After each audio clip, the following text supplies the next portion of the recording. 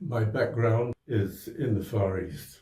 I worked in Japan for 5 years for an American corporation.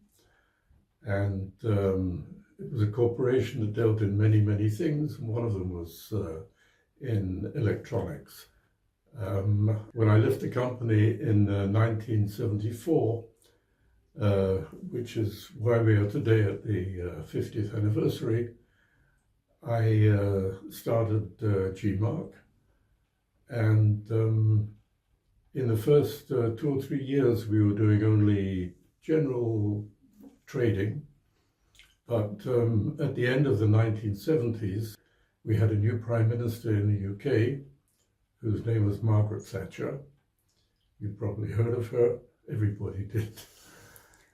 And her big idea was to change the status of the monopoly industries.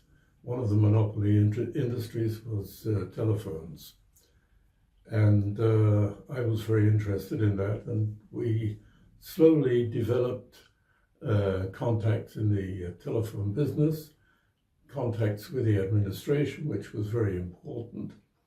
And we got our first license to produce a telephone in 1980.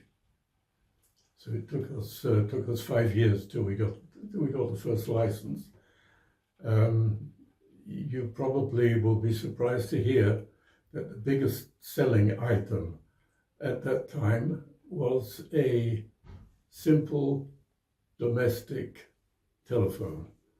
That was because until then you could only rent from either British Telecom or here from France Telecom. You could have any color of phone as long as it was black. And the public were very excited when we came with telephones that were colored, telephones which instead of having a dial had push buttons. That was really exciting. And yeah, so that was the beginning of the company. We graduated from there to cordless telephones, which were even more exciting because nobody understood how could you have a telephone that was not connected to anything. It was considered amazing.